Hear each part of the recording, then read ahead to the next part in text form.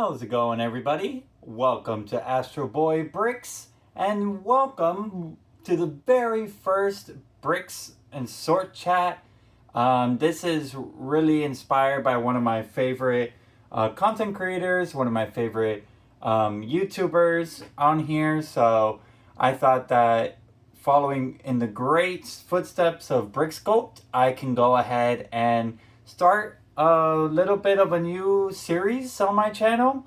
And this is a much needed project because I have so many sets to break down and a lot of pieces to sort through. So let's get right to it and see where the day takes us. It's going to be pretty interesting to sort through all this because, as you're going to see in this right here, all of these pieces here, there's plenty of small pieces to sort through and other types of pieces. And I always wonder, can I really, I like to talk. I'm a social butterfly for the most part. So I want to see how long I can go. Hopefully this could be an ongoing weekly series when I have about an hour or so to kill. And I'm using here, you can only probably see the frame of it, the Iris USA hardware drawers. I remember when I was researching how, right before I moved into this place about 2 or 3 months ago, where if you have been following some of my content, you're starting to see Astroboy Bricks HQ come to life and all of that sorted and figuring out how I wanted to design the workspace in a small apartment. I'm right outside of Washington, D.C., so when you're outside of D.C., it's a small apartment, but great walking distance and a lot of features in the city. So I like I'm getting used to the new place, and I'm really enjoying it. It's been a lot of life changes lately, starting a new job and starting to create content and figure out what I wanted to do. And I did a lot of research, consumed a lot of content, not only how I wanted to put away all these bricks, but then also figure out what made sense to me in doing all this. So I think it's a first great step. And in doing all that research for Prime Day, I got one of those fancy label makers, the Brother, I think is the brand. I forgot the exact model off the top of my head. And that brand, I'm able to create using the software on the computer. I have a desktop computer, and I'm able to use the software to design these custom labels. Now, I didn't design the labels from scratch, but the labels are pretty helpful. They come from another AFOL in the community. His name is a Brick Architect. If you check out his website, I'll see if I can link it in the description as well. I think that'll be pretty useful and pretty handy for a lot of the fans. I'm part of the Nova Lug. If you haven't heard of that, it's Northern Virginia, but there's a Lego user group. So that's always pretty handy. And I've been talking to people, asking them, what works for them and what do they enjoy. And a few of them might have, looked into or do the all of these, what do you call them? The brick labels, and they weren't too much of a fan of them. I'm a big component of it. Whatever's gonna make it quicker and easier for me to find pieces. It's a huge step and daunting task that I'm trying to take on, but it'll be nice once I get into the system. So you're probably wondering now the next big question, which is how did I boil down what kind of labels that I want to put? And I think there's only 64 drawers here. And honestly, that was what made me put it off for so long. And I think for me, what made me put it off for so long was knowing where to start. And I just looked at pile of pieces and I said, okay, well, I'm gonna start sorting and I'm gonna just put this out and see how it goes from there. So there's a lot of really great pieces to sort through and look at, and new colors and different molds. And I'm trying to go as I can, and I left some blank rows here. and you're starting to see the benefits to some of this. So hopefully more of my long-term hardcore fans, as you guys are doing work yourselves or figuring out how to organize your system, there could be some different contrasts and like benefit to all this. So I think this is going to be really great long term, not only just for me so I can start creating mocks, but then also to just talk about the channel, talk about stuff I'm seeing and trends and other things that I'm picking up in the Lego hobby.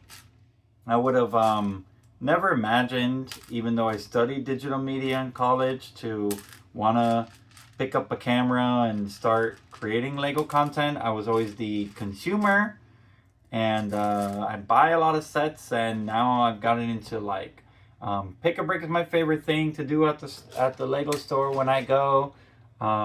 It's pretty dangerous that I live walking distance from a Lego store, so I think that's really great in some aspects, but not for the financial aspect, as I'm sure many of you can understand and relate.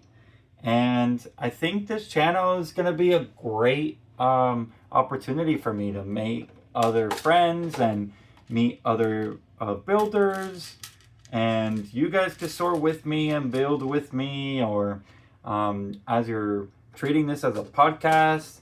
I want to do some set reviews. I have a lot of sets that I could review.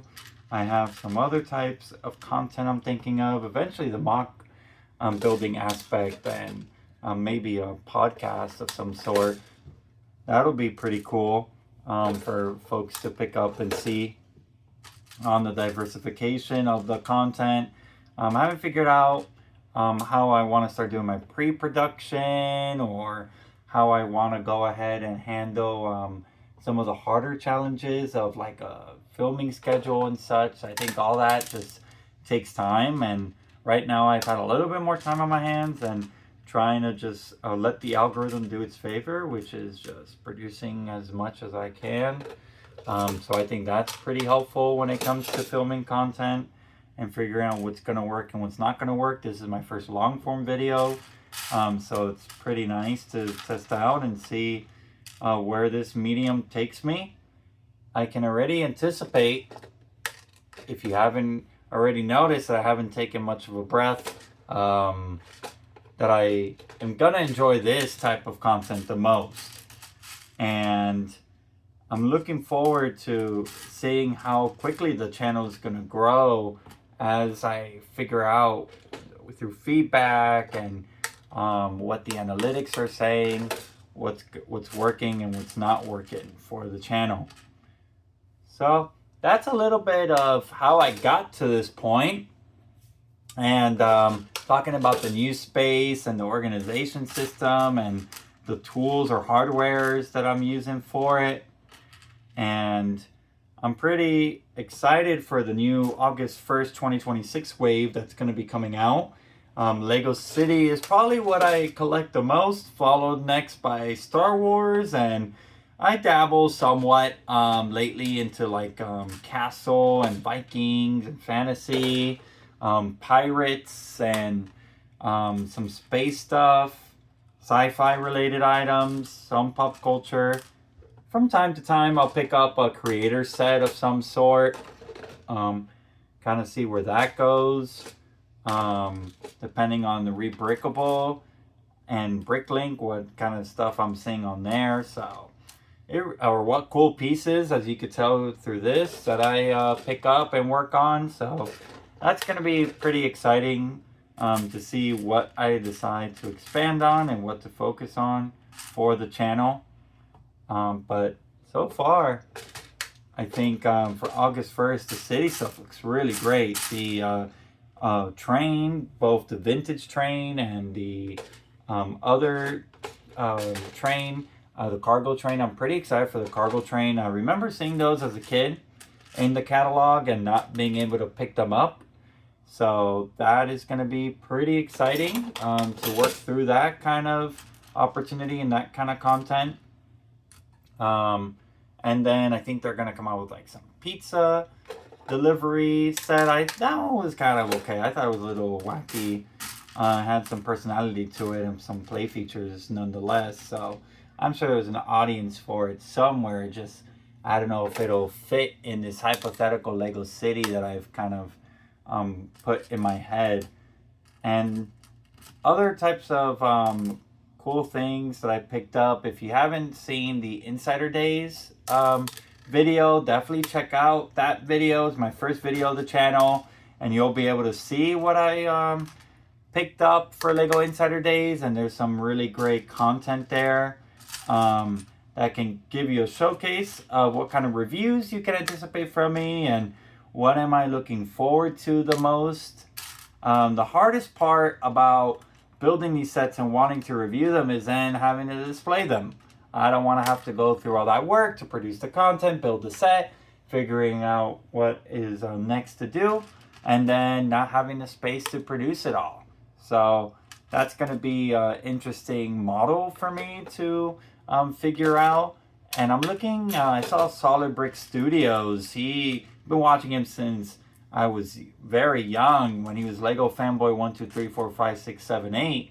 And I love his content. And he just did recently an IKEA video highlighting the Ivar IKEA shelf system. So I'm looking into that. But when I built, as you saw in some of my videos, I use for IKEA to store a lot of my sealed product. I just tossed the boxes, some of the manuals, just put it in a Ziploc and put it in there. And my pieces, which I haven't showcased yet, my parts collection.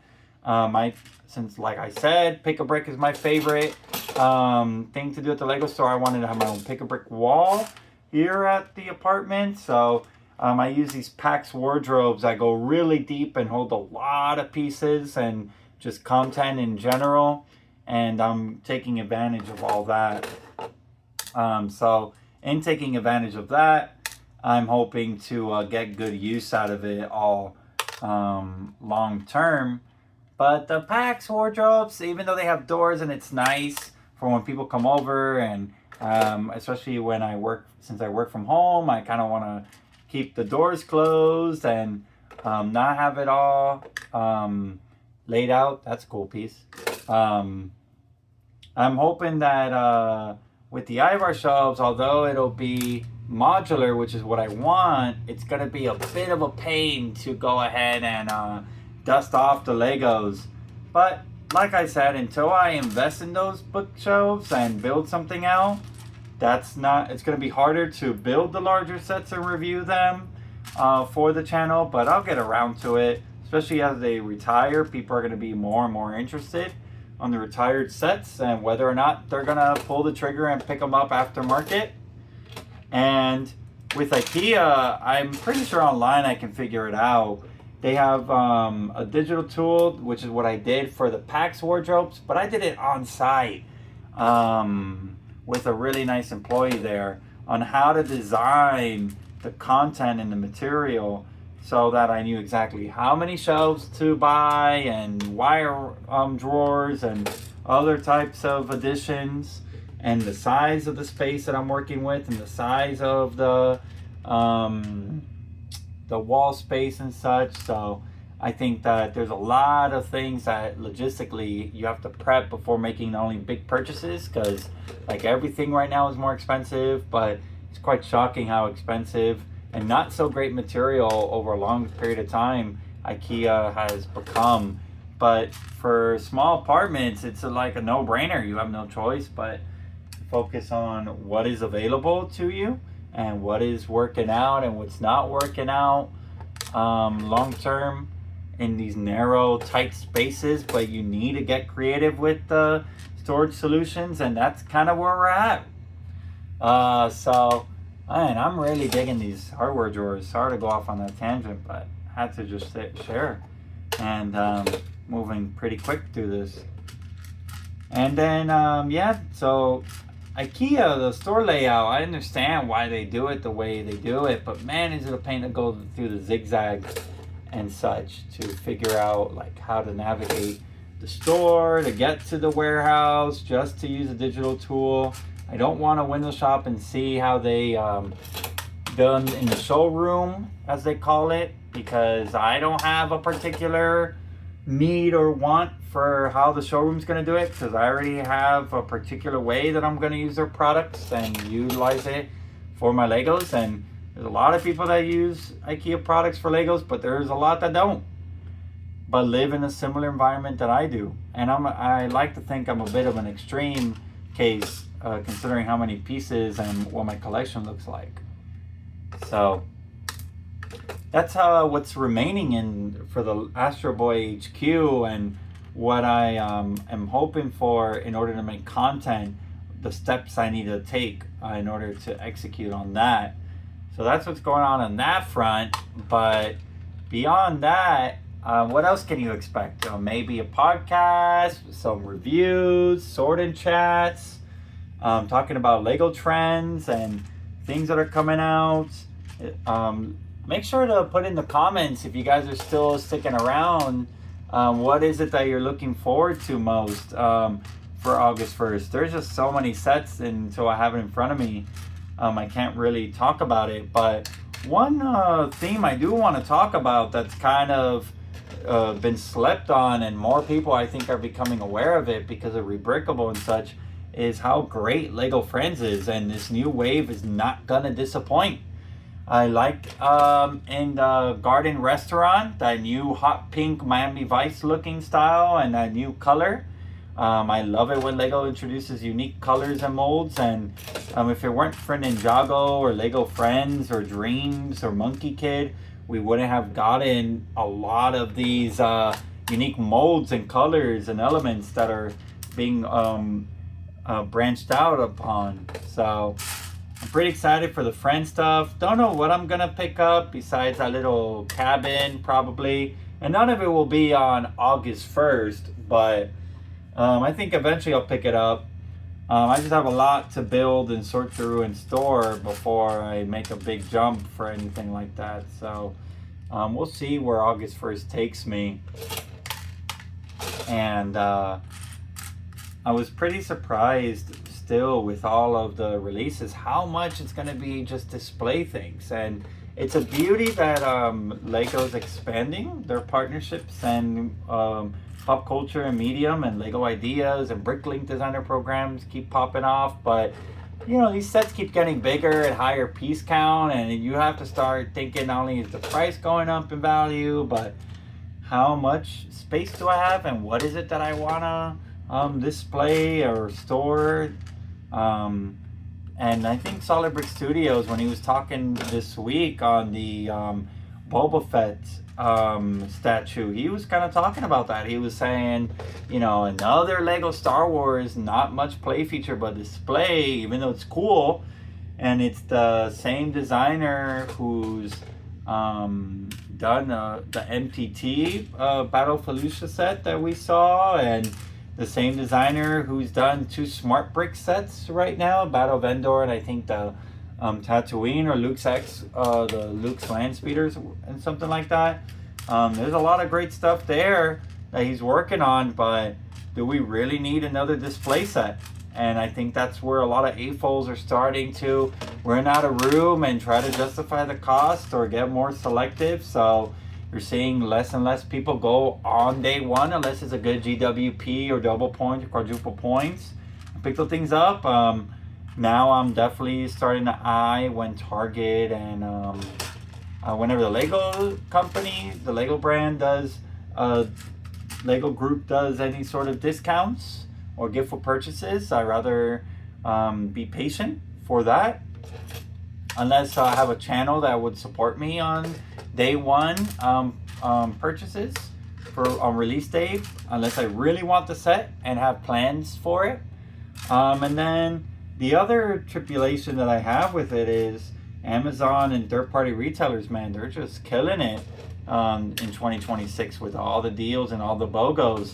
You're just having a fight for, you're gonna get rewarded for just being patient, or how badly do you want that set or that GWP. And it's interesting what Lego's been doing with the GWPs as of late. which is re-releasing them. I'm sure after they put out that press release a while back, they kind of want to see, oh, let's combat and limit the amount of resellers and things that are going on there. And I don't disagree with that, but it kind of makes people want to wait or not really chase after certain giftful purchases because they may have missed out, that's the silver lining and positive factor to a lot of it. But for other people, they just kind of get bummed because they spend all this money and then they do a double points, or they spend all this money for a certain GDLBP when they could have just waited it out. And Lego never really shares much information on their marketing strategy and gift for purchase rollout. But that's the difficulty when you have certain things in this caliber of like, well, what is it that we're gonna do? Are we gonna re-release this? There's a lot of rumors talking about the restaurants around the world saying that this was gonna be the Greek one or another type of cuisine from around the world, and then ended up being another sushi restaurant right after Insider Days. And I picked up, I think, 1 or 2 sushi restaurants, so I'm pretty excited for whatever I could do with sushi restaurant. I picked up a minifigure that you'll see at a later video, one of my mail day videos, showing off what I did pick up for the collection, which was this Ninjago sushi restaurant. I'm thinking of making him like a head of a sushi, the sous chef or the main chef or something. So I'm trying to get kind of clever with the scenes and the type of people or things that I'm going to put on display there, right? In my builds, and all this talk about what sets I'm picking up and what sets I'm excited about, and you're seeing all my parts and why I've been collecting parts and all the stuff that's been leading up to this big moment of the Sword and Chat, which is, am I gonna build a Lego city or not? And I am hoping, it's gonna be a lot of planning, a lot of challenges and logistics, figuring out, well, how am I gonna make this work in a small space? And I do have a birthday coming up in the fall, in October, and hoping to celebrate that late after Labor Day. And I'm thinking on calling, I know a lot of builders, not only in my Novolug group, but just within my immediate friend circle, passionate Lego fans or moderate Lego fans that kind of want some help, and they don't have the space, they don't want to go out and buy sets, but they want to build. And I think I can offer that and still make time and hang out with my friends. And by doing that, I think there's a unique opportunity here where they can all contribute to a big Lego city. And I've been looking forward to this moment, building out a large scale Lego city and adding on to the content. So I think that's going to be pretty exciting when we get around to that moment. But I think we're still ways away from being able to do that. So we'll have to see how the channel shapes out to be, and the space and all the planning. And again, feel free, the comments are wide open. If anyone has any suggestions on what they've done in their small spaces or how to plan and prepare for large scale MOCs and Lego cities to that extent. So that'll be pretty interesting to read some of that and plan for it. Trying to work, a lot of people always say that it's kind of hard when you're planning for a Lego city or any kind of MOC to always anticipate that the MOC is hungry. You need to feed the MOC, and you're going to need more and more pieces, and you're never quite done. And although that's true, I think I'm going to have to take a step back and think creatively. Well, I have, over 100,000, maybe 200,000 pieces. Been building Lego since I was 5. So, gosh, we're thinking now 20-something years, 22, 23 years. And when you've amassed a collection like that from friends and siblings and neighbors, and especially since the pandemic and the past couple years, exponentially, what is the goal, right? How do you prepare for something like that? And you kind of have to just take a leap of faith and get started. I think that's what's of the advice I've gotten when I've always asked people for advice of where do I start. It's daunting. I'm kind of nervous and uneasy about it, and everyone always tells me like, hey, just dive right in and get started. the only way you're going to get better as a builder, and like any hobby or topic, that's how you kind of grow from it all. When you start investing time and energy and practice into it all, and that's how you're just going to grow with anything. And in this case, with Lego MOC building. And I haven't really calculated yet how many sets I have. And a lot of my sets, I buy a lot on Whatnot. That's where I get a lot of pieces and meet a great bunch of the community and figure out what makes sense for me. And they're helping me out, try to collect pieces and figure that out. So I'm pretty excited on my mail day video, whenever I get around to making that, talking about what I picked up, what worked, what am I looking forward to adding to my collection, what was incomplete, what from my childhood that I drove up from my hometown in Florida all the way up to outside the DC area. What is it that I'm gonna try to part out and build and break down and figure out what am I missing to incorporate in this Lego City venture. So lots of good stuff to think about. And Brick Fair, we have a lot of Lego conventions in this area, all things considered, and we're pretty fortunate for where we live and how close the DC metropolitan area is to a lot of things in the area. It's easy drive to get to, Delaware or North Carolina, Maryland, Virginia, DC, and there's Lego conventions that happen up and down the Northeast, Mid-Atlantic regions. So be nice to do a mock of some sort or even a small build and participate at Brick Fair. And especially now that I've gotten more into Nova Lugs, my Lego user group, that's going to be pretty cool and pretty nice to start up. So, and collaborate on some potential builds and such. So that's going to be pretty nice. I think since I mentioned I was a Star Wars builder, I can talk about Star Wars for a little bit. If I have any Star Wars fans in the house, I'm sure there's plenty of Lego Star Wars fans out there. Sometimes I like to think that we're part of the, not all of us, but some of us are the hardest fans to please with Lego Star Wars. And sometimes for the right reason.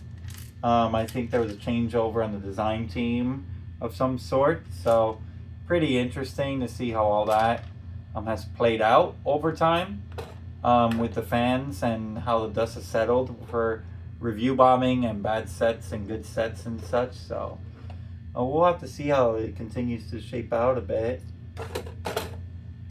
But talking about Lego Star Wars, besides wanting to build a Lego City, really want to do some nice Battle of Hoth MOC or Battle of Endor.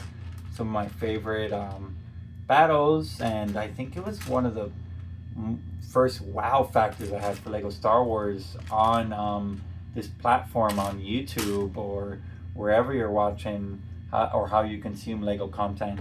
I think that's been the most eye-opening experience for me, is seeing the creativity on this page. And it was probably like 15, 20 years ago I came to learn about this guy who built this in the garage, a huge Lego Battle of Hoth MOC, and I was just remember being wowed by it, and that was like my end goal, like building a giant Battle of Hoth.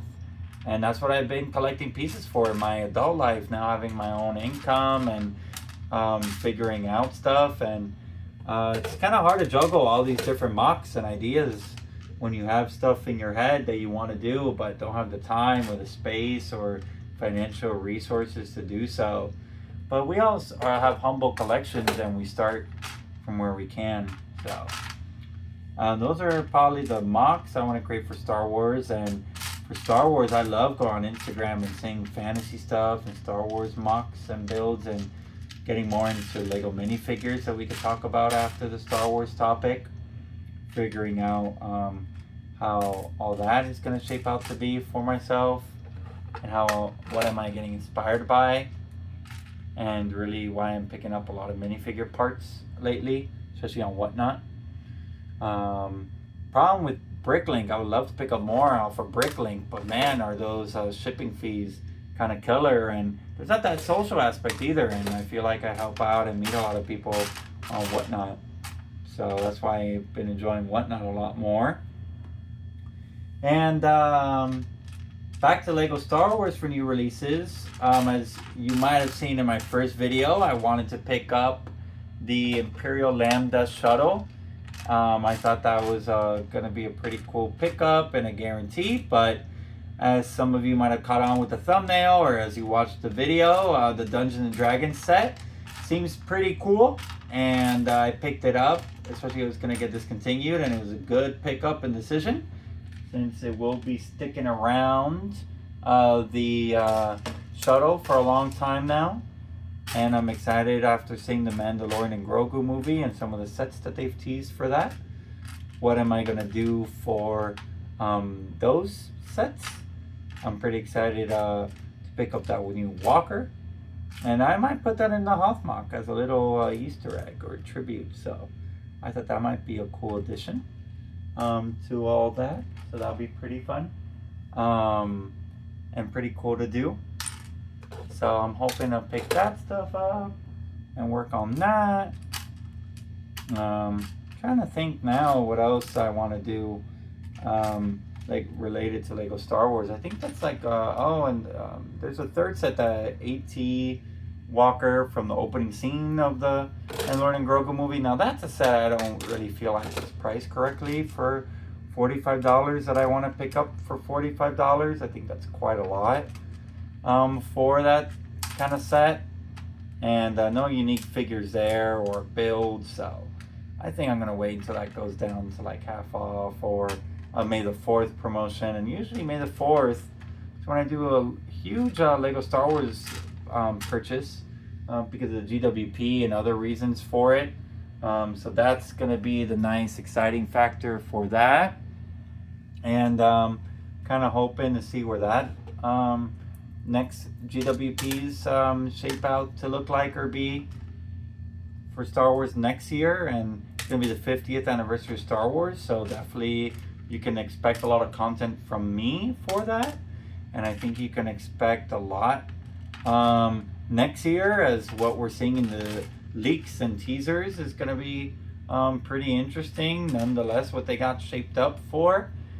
This past 25 years of Lego Star Wars, I invested a lot in that and picked up some multiple of certain sets, and really wanted some of those anniversary figures that now are climbing up in value. I'm kind of kicking myself for not getting some of the other types of 20th anniversary from a few years back figures and sets. Now I'm gonna have to pay a lot more aftermarket for those, and those are the ones that I'm hoping to pick up and wanting to pick up some. So hopefully I could figure that part out. That'll be nice to add to my collection, no doubt.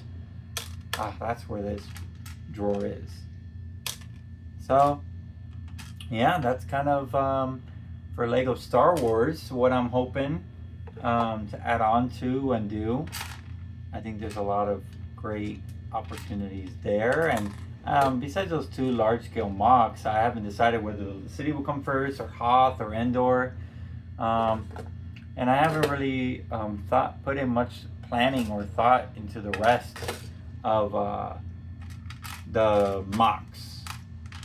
But definitely for sets, Ninjago is pretty cool as well. Want the Old Town or the Blacksmith. The Dragon of Life seems really great. But then I think about the Dragon of Life and I haven't picked up the other pieces. So the other dragons, I mean. So do I want to invest in that, or is it really good use of my time for some of that? So that's going to be a big deciding factor. So we'll have to see what it all shapes out to be or do. And I'm looking forward to more than anything getting to engage with all of you and hearing what are your projects and what are you guys working on, and what are you going to start liking a lot about the channel and what you're not going to be liking about the channel. So there's always room for improvement and always different things to consider for a wide range of audiences and such. not always going to get it right on the first try or first couple months of creating content, but it doesn't hurt to try, and we all start somewhere. Actually, just realized that this piece goes up here.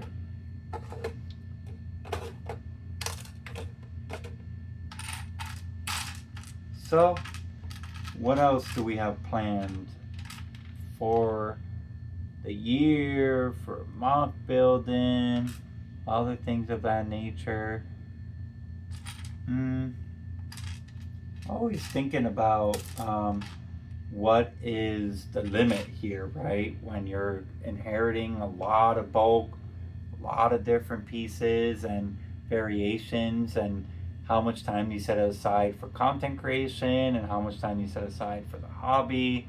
So there's always a lot to consider there when you're juggling all of those. And instead of dwelling on it too much, I kind of need to think about it and like make a list, as a good friend told me, and start prioritizing things in that sense. That's how you're gonna figure out what's gonna work and what's not gonna work. So I think that's some pretty sound advice. If you just focus on a few projects every year, build those. The hardest pill I've had to swallow is just sorting and breaking down sets, especially the breaking down aspects of the sets, figuring out like, okay, well, this is what I'm gonna have to prioritize and make room for. So I think I'm always gonna leave put for my Lego collection, maybe my 2 or 3 favorite childhood sets that I hope to make videos about, explaining why it's my favorite. Those are my favorite sets I played with the most as a kid. And the 90 anniversary sets. Man, I want to do some great throwback videos for those. I think there's a lot of things to break down and consider and deep dive for it. So that's going to be pretty cool to work through. So that'll be pretty nice to add on and explore. So I'm pretty excited for all that. Content with the 90th anniversary. I recently found out, I think I was watching this YouTube channel called Lord Paul Bricks, and I love Lord Paul Bricks. And he was sharing some of the older town in the 2000s. They had like a re-release. And I thought, man, that's so cool that they re-released some of those vintage sets. And I wish I would have, at my younger days, picked those up, right? Or it's not like some other people always like to say, like, man, I wish I would have never gotten rid of that. I think we all have those moments and thoughts that come into our head with those. So I think there's always a frenzy and a FOMO with this hobby of what to pick up and what to work on. And I think that's always the difficulty when you're working with some of this. Like prioritizing your projects and your mocks and having some self-control and pacing yourself, especially when you have addicting platforms like social media and shopping on whatnot and all these live auction sites, and setting a budget and maintaining that. I think it's always a difficult factor. All right, so everything I'm pouring out here, it's a lot of the same pieces. You're gonna start seeing kind of repetitive.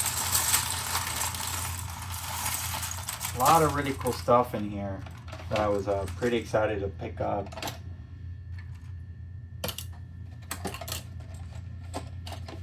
Kind of forgot about some of these, honestly. So you're seeing some partial builds as well here. So these are all like hinge pieces. That's kind of cool to open up. So I don't know if I have a drawer or label for this.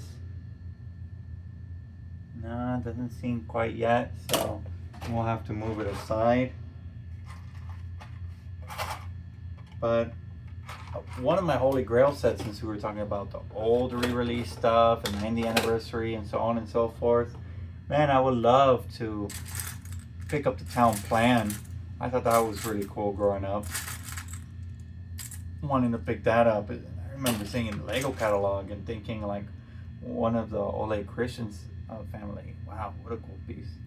So I thought that was cool to see that kind of piece, or the gold bricks and the town layout and the modulars. You know, Jamie, as we've seen on Lego Masters, and his creative work and all those stuff he's done for the community with the modular buildings. Slowly been picking up more of the modular stuff, most definitely. Just kind of a grind when you start to try to go back and just part it out, or you know, Brixie and other content creators have done cost-saving ways of how can you rebuild the old modulars 10, 15, 20 years ago. I think that's always an interesting take, but a lot of parts and investment regardless. And I have quite a few modulars you might have seen at the top of my video in the past, but it's really just exploring what is my bandwidth in the space and how do you want to store them all is the other difficult part with all that. So yeah, always different things to consider. There's a lot of large molds in this that I'm trying to get rid of for now.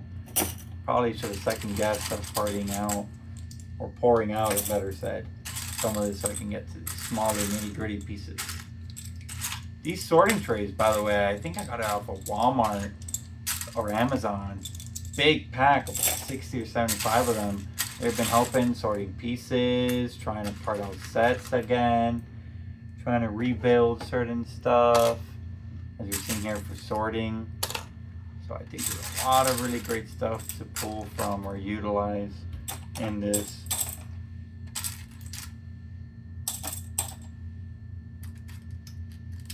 Some great swords right here. That'll be pretty cool. I think we saw that in the Dune set. And I went to Michael's, Hobby Lobby, especially Michael's. They always got coupons and such, and that's how they bring their clients in.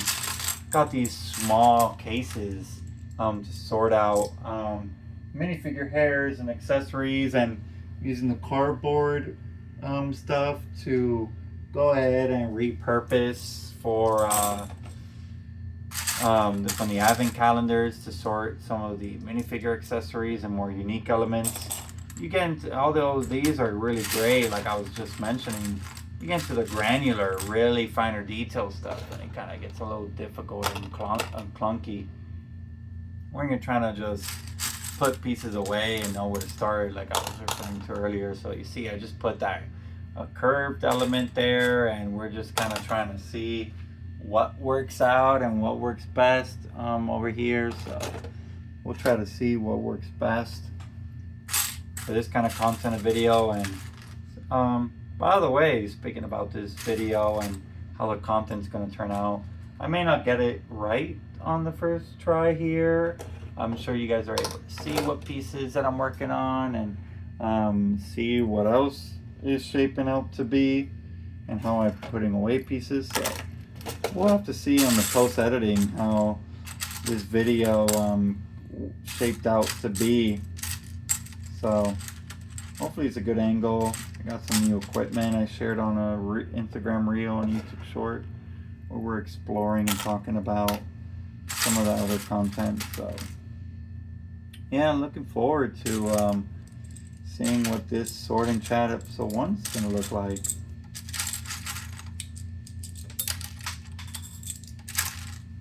Pretty satisfied seeing a lot of these pieces starting to get put away too. It's been a long time coming. What's really cool about these rocks is that you can kind of see here. I'll put it together real quick.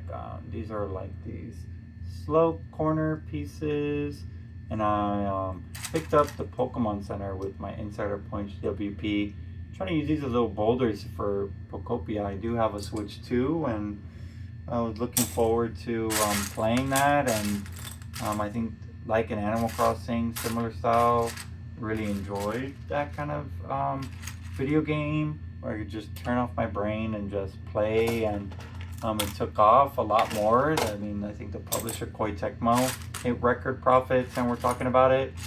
So I'm just prioritizing the Pokemon gift for purchases at this point. Haven't been too crazy, even though it's coming out August 1st. I thought the Rayquaza's pretty cool. The Mewtwo's pretty cool. I'm definitely getting that trainer keychain. But the larger sets, the big starter trio and the other types of bigger sets like that giant Pokeball, although they're cool, I don't know. I feel like just like Munchlax that's coming out, they keep investing in all of these bases and displays to house these, and it's just not really suiting my interest or piquing my interest. And we were just talking about earlier in the sorting chat having to prioritize and think about display sets and how much Lego's coming out with on an annual basis, and being selective with these bigger purchases, and what are some play features and hidden details, right? So I think that's a perfect example. And we haven't even gotten into the smart brick conversation that I can get into momentarily, but that's I thought the Eevee was a clever build, but again, I'm not like too married to those type of builds or Pokemon. I think they're cool looking. Pikachu I didn't really care for, so I think the gift of purchases to do a small mock will make the most sense right now, especially that I've been playing Pokopia, and it seems like the right decision for me for what I want to do. I do like, even though contrary to what people believe, the smart brick for younger kids. I have two young nephews, and I think that they get excited about some of that stuff, and been able to try a lot and demo at the Lego store, the smart brick stuff, and I think it is cool and innovative, and thinking about how Lego's shaping out their future and what they're gonna have to prioritize with kids' attention span and such. We kind of saw a lot of Lego technology changes with Hidden Side and other types of mediums, Lego stop motion movie and the Master Builder Academy for online MMO when we were younger, and all the Lego games. So we'll have to see how it all shapes out to be and what works and what doesn't work. But Star Wars was a great first introduction because IP, a little pricey, but it'll be interesting for those that already own it or want to get into it. Pokemon with all their sound effects, and their battle features.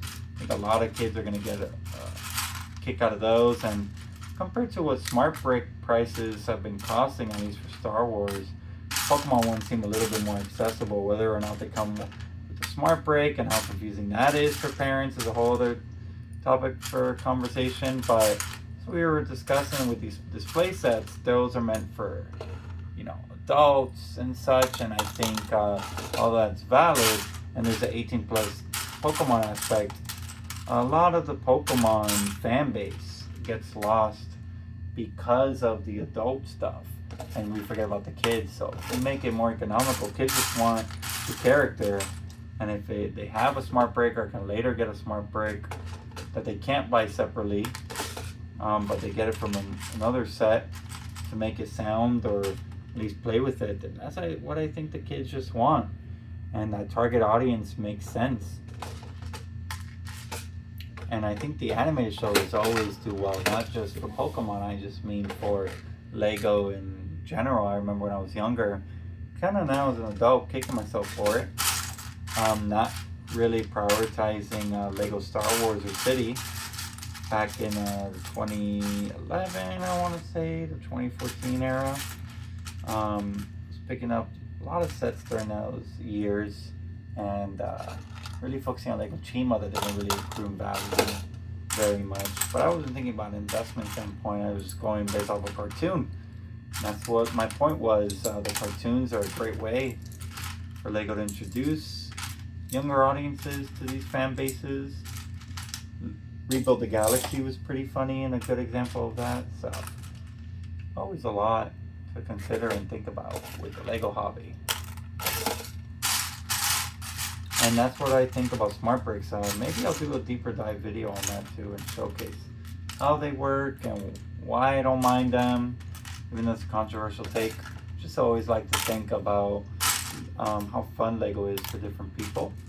And I don't think about it in the financial aspect or as an AFOL myself or Novolug the Lego user groups, I like to think about it of what is going to introduce people to the hobby, whether it's IP and such, or figure out what makes sense to get more people engaged and keep them engaged with the hobby. So, well, I think I'm close to a good stopping point here. There's a lot of parts here to sort through, but I think this was a good first video.